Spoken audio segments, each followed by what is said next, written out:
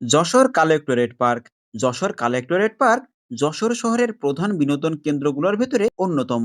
এই পার্কটি যশোরের ইতিহাস, ঐতিহ্য ও গৌরব ৩৬০ দরজার প্রায় ১৫০ বছরের পুরাতন যশোর কালেক্টরেট ভবন এর সামনেই অবস্থিত। বলতে পারেন যশোর শহরের প্রাণকেন্দ্র দড়াটানা ঠিক এর পাশে অবস্থিত এই জায়গাটি। যশোরের এই কালেক্টরেট পার্ক যশোর জেলা প্রশাসক মহোদয় কর্তৃক নিয়ন্ত্রিত। বর্তমানে এটি প্রায় সারা বছরই জনসাধারণের জন্য বন্ধ করে রাখা হয়, অর্থাৎ প্রবেশ নিষেধ করা হয়ে থাকে। তবে শীতকাল আসলে বিভিন্ন রং বেরঙের ফুল গাছ লাগিয়ে পার্কটির শোভাবর্ধন ও সৌন্দর্য বর্ধন করে এই পার্কটি সকলের জন্য উন্মুক্ত করে দেওয়া হয়। যশোরের এই কালেক্টরেট পার্ক, কালেক্টরেট ভবন এর সামনের এই প্রাঙ্গণ হয়তো অনেকেই দেখে থেকেছেন, কিন্তু আজকের এই ভিডিওর মাধ্যমে একটু অন্যরকম চিত্র দেখানোর চেষ্টা করেছি। যশোরের কালেক্টরেট পার্ক এর আজকের আয়োজনে সকলকে সুস্বাগত জানাই। যশোরের কালেক্টরেট ভবনের সামনে এই উদ্যানটি হয়তো অনেকেই দেখেছেন, তবে এই উপর থেকে হয়তো খুব কম মানুষই আছেন যারা একটু উপর থেকে এই উদ্যানটি দেখেছেন। মাটি থেকে এই পার্কটি দেখতে এবং উপভোগ করতে যতটা না সুন্দর লাগে, তার থেকে বেশি সুন্দর লাগে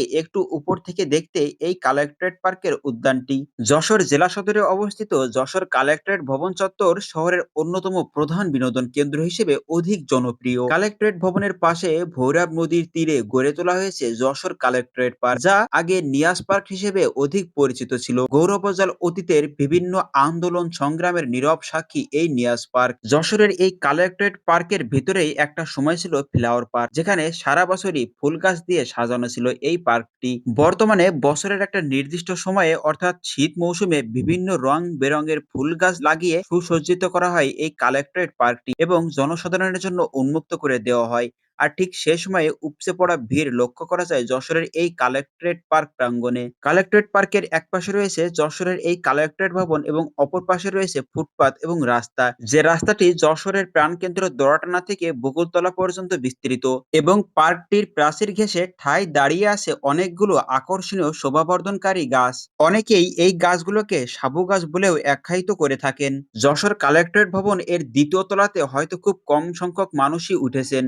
আর এই দ্বিতীয় তলা থেকে শহরের আশপাশের পরিবেশটা দেখতে সত্যি একটু অন্যরকম ভালো লাগে, কেননা দূর থেকে ভৈরবপাড়ের হাসপাতালগুলোর ভবন, অন্য পাশে ব্যস্ততম যশোর দড়াটানা সেতু, আর এই পার্কের ভেতরের পরিবেশটা সত্যি অনেক বেশি সুন্দর লাগে। গত বছর শীত মৌসুমে যশোরের এই কালেক্টরেট পার্কে নতুন ভাবে সাজানো হয়েছিল, যেখানে চালু করা হয়েছিল সেই ঝর্ণাটি। গত শীত মৌসুমে ছোট ছোট উদ্ভিদ দিয়ে যশোর কালেক্টরেট ভবন এবং যশোর লেখাটি লেখা হয়েছিল, যেটা এখনো গেলে দেখা যায়। আশা করি এবারের শীতকে সামনে রেখেও যশোর জেলা প্রশাসক মহোদয় কর্তৃক ইতিহাসের সাক্ষী এই কালেক্টরেট পার্কটি আবারও সুসজ্জিত করা হবে বিভিন্ন রং বেরঙের ফুল গাছ দিয়ে। আবারও এই উদ্যানটি ভরে উঠবে যশোরের বিনোদন প্রেমী মানুষের দ্বারা।